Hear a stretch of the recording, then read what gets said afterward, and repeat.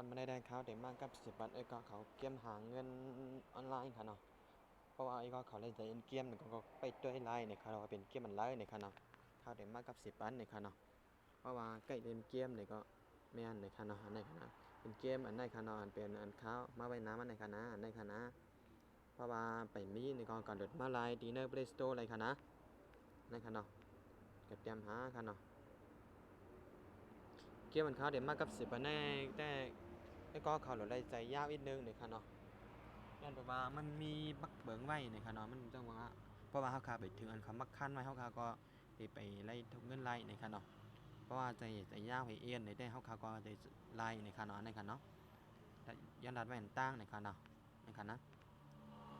เฮาคาได้ไล่เอียนให้มันถึงอันเลเวลเขาบางตามไว้ในคะเนาะมีบักเบิงอันเขาตามบางไว้ในคะเนาะในคะนะในคะเนาะเกมมันได้คะเนาะเพิ่นว่าไอ้กองของมันก็ได้ยามหันกันอยู่คะเนาะเพราะว่าใจยาวในเนี่ยก็เขาเอียนได้ในการเราเข้ากอเลยมันก็เสียบได้กอเขาในการนั้นนะครับแล้วก็เขาเด็กหลุดในคันเนาะว่าเปิดมาให้เอาคำงานนานในคันเนาะเพราะก็เขาปิดเขามากคันเนาะเพราะไปงานนานในก็เขาได้ให้สมัครคันเนาะให้สมัครเขาตั้งเฟซนั่นก็เกินคันเนาะนั่นได้สมัครมันได้ข้าวติ่มในเย้าในคันเนาะเว้นมาไอ้ก็เขากอติ่มหมอกูก็อยู่ในคันเนาะเพราะไอ้ก็เขามานักเกมคันเนาะเต็กเขามาในแอปแอปเกมอันเขากับสิปันในเย้าเนี่ยก็ติมาเนี่ยนั่นก็เฟซเขาได้ให้เขาตั้งเฟซอะไรเขาตั้งกูเกิลคันเนาะไอ้ก็เขาก็เต็กเขาตั้งเฟซว่ามีเฟซของเขาตั้งเฟซคันเนาะใครเขาตั้งกูเกิลของเขาตั้งกูเกิลในคันเนาะว่าเขามาแต่มันงานหน้าในในคันเนาะในคันนะแล้วก็ละเอียดมันคันนะเพราะละเอียดมันเดี๋ยวมันอยากคันเนาะในคันนะเขาก็เต็กตั้งใจในคันนั้นเป็นเต็กทางไกลในคันเนาะมันเต็มมีเลเวล1 2 3นะครับว่าเป็น1นี่ก็เอามา1 ต่อ 1ใส่กันให้เป็น2นะครับแล้วเป็น2 2ใส่กันให้เป็น3อะไรกันคันเนาะพอเป็นมี3แล้วก็3 ต่อ 3ใส่กันให้เป็น4อะไรกันคันเนาะในคันนะในคันเนาะพอมีพอแบบมีนี่เขาเต็กตั้งใจในคันนั้นเต็กขึ้นมาในคันเนาะในคันเนาะไล่ใจมันในสการมันอยากคันเนาะเป็นง่ายอยู่ในคันเพราะว่าในการเข้าก็เราจะยากนิดนึงในคันเนาะในคันเนาะ3 ต่อ 3นะครับใส่กันเขาเป็น4คันเนาะนะครับ1 ต่อ 1ใส่กันก็เป็น2คันเนาะในคันนะคันเนาะอันนั้นค่าอะไรกันเนาะค่าเข้าไปในคันนะข้าวอะไรถึงเลย11คันแล้วยอก็เงินข้าวไอ้13 ดอลลาร์ในคันนะดังเหนือในคันเนาะ13 ดอลลาร์ 56ยอก็มันเป็นอันตราแลกเงินนำไรอยู่1 เฮง 10 ก็ 19 ดอลลาร์ก็อันนั้นก็อันนั้นอันเป็นเจนี่ก็ก็แลกเงินขึ้นไรในคันเนาะในคันเนาะก็ค่าเต็ม2เหมือนเขาก็แลกไร1 ดอลลาร์กันเนาะในคันนะ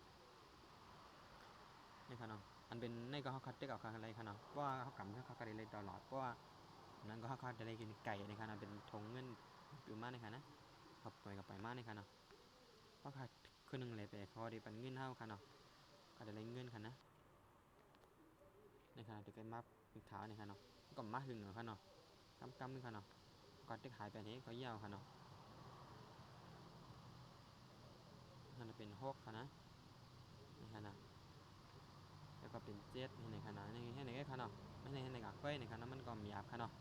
แล้วก็เข้าได้มา10 กับ 10 ปันคันเนาะแล้วก็เขาคาตีหาอะไรดีเลยแท่งในคันเนาะก็หาอะไรดีนั่นเป็น7ในคันนะในคันนะ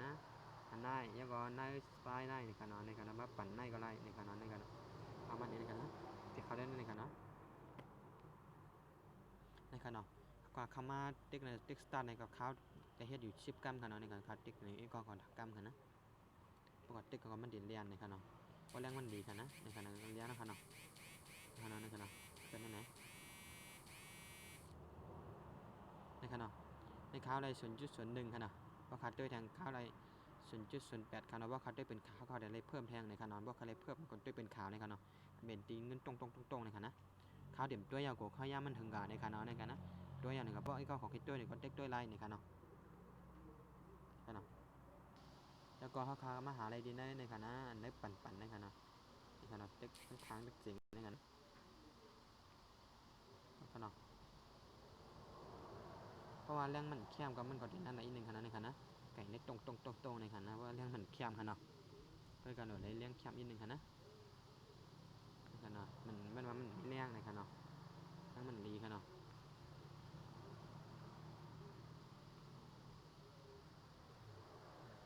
นั่นในคันเนาะแล้วก็เขามาปั่นอะไรคันนะเขาอะไรปั่นได้ฟรีๆคันนะในคันนะเขาขาดอะไรเงินอันตาสิกไก่เขาคันนะเลยไปเขาก็ดิซิลเกินนะครับว่าเขาเอาได้ในคันนะ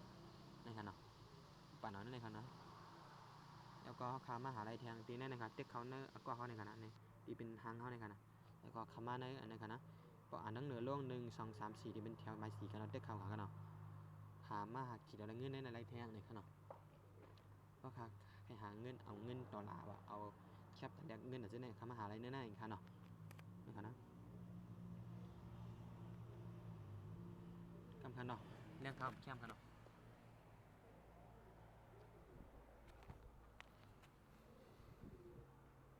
มันนานนิดหนึ่งค่ะเนาะป้อแหลมแคมในคณะ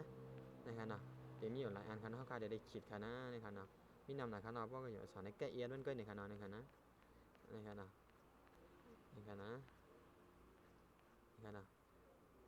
นั่นแหละป้อเขาใครไปทั้งกรรมกับเขาขีดแล้วค่ะเนาะขีดอะไรกรรมเอาในคณะป้อเขาให้ไปทั้งกรรมเขาก็ได้เป็นข่าวค่ะเนาะเด็กในคณะเด็กข้างเหนือในคณะที่เช้าถ้าสอนเด็กคนนี้ในคณะเด็กในคณะข้าเต็มเตี้ยวค่ะเนาะ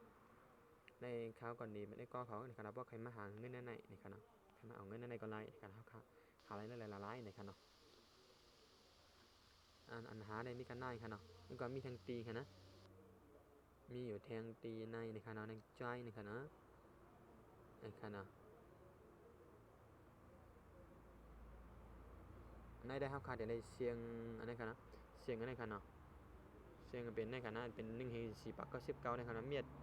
เป็นเมียดเงินในเมียดค่ำในค่ะเนาะในค่ะนะเขาค่ะเดี๋ยวได้เสียง1 เฮงค่ะนะเพราะเขามาจกนั่นในค่ะเนาะ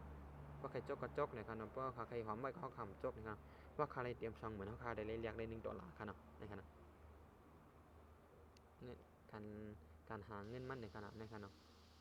เพราะใครเลยเป็นทุกคนเขาก็เอียนไก่มันในนำค่ะเนาะเอียนเป็นไก่เป็นเขาในนำค่ะเนาะในซ้ำเป็นให้มันไหวค่ะนะเป็นเท่านี้ในค่ะเนาะมันก็ดีไหวในค่ะเนาะในค่ะนะค่ะเนาะเพราะใครซื้อไก่มันตึกในสตูในค่ะเนาะสตูในค่ะนะค่ะเนาะซื้อไก่เลยแบบไก่เอาคาในค่ะเนาะในค่ะตึกในค่ะนะไก่เลยไปสังเขาใครซื้อในค่ะเนาะเขาใครซื้อเลยไปเสียดในก็ตึกขึ้นในค่ะเนาะเลยไปเสียดค่ะเนาะเลยไปไม่ซื้อในค่ะเนาะค่ะเนาะเพราะค่ะนั่นตึกเอาเงินตัดซื้อไก่ค่ะเนาะในค่ะเป็นทางในค่ะนะเดี๋ยวเงินตัดซื้อไก่ในค่ะเนาะในค่ะเนาะในในค่ะเนาะเพราะเตรียมซื้อในค่ะข้าวไร$0.05ค่ะเนาะในค่ะนะเอาค่ะเนาะอันนั้นค่ะแรกค่ะเนาะอันโปรเตรียมแทงน้ำแล้วก็อันนั้นก็โปรเตรียมแทงก็$0.05เหมือนกันค่ะนะเดี๋ยวไรเงิน$ค่ะเนาะในค่ะนะในค่ะเนาะในค่ะเนาะมันก็เดี๋ยวไรเป็นแคบเงินอันนั้นมันก็เดี๋ยวไรเป็นเงิน$ในค่ะเนาะเพราะค่าไรเตรียมมันเขารัดไว้แล้วก็เตรียมจำหนานคำบักบันไว้ยาวเขาค่าสำเร็จทุกเงินเดือนไรในค่ะทุกเดือนในค่ะเนาะเด็กเตรียมไปทางเขาในค่ะนะเด็กออกมาแล้วก็เด็กเตรียมแบบฟีพาวในค่ะนะเด็กนายค่ะเนาะกัดทุกมันค่ะเนาะในค่ะนะเพราะว่าเขาค่าได้แค่ทุก$1ในเขาค่าเดี๋ยวไรให้มันถึงเลยแบบ35ในค่ะเนาะได้ไปอันเป็นไก่มันนั่นค่ะเนาะได้เป็น35ค่ะเนาะค่าต้องรีดทุกไร$35เอาสมมติ$31ในค่ะเนาะเพราะค่าใครจุก$10ค่าสำเร็จไรมีถึงเลยอันนั้นค่ะเนาะใน45ค่าเฮ็ด1 ปอกค่ะเนาะในค่ะนะ45ค่ะเนาะแล้วก็เขาค่าก็เด็ดทุกไรด้วยค่ะเนาะเขาค่าถึงแบบ45ค่ะเนาะนะคะนะ2 ปากก็ได้เงินบวกค่าไปไรค่ะเนาะในค่าเลือกไรถึง$13.57ค่ะเนาะมันเป็นปันถึงเดือนในค่ะเนาะแล้วก็เดี๋ยวมีปักเปิดจะไหนกันค่ะเนาะเขาก็เดี๋ยวให้เตรียมมันคำบักมันไว้เขาก็ทุกแล้วค่ะเนาะนี่ค่ะนะก็ไอ้ก็เคยถามว่ามีปัญหาจังหื้อหนึ่งก็เขามาถามในค่ะนะเขามีไปบันทึกถามมันค่ะเนาะแต่ว่าเขาก็เคยถามเขาตั้งในค่ะเนาะคนโทรในค่ะเนาะมันเป็นห้างในค่ะเนาะเราเด็กกำเชื่อมในก็ถามกันเนาะก็เคยถามเขาว่า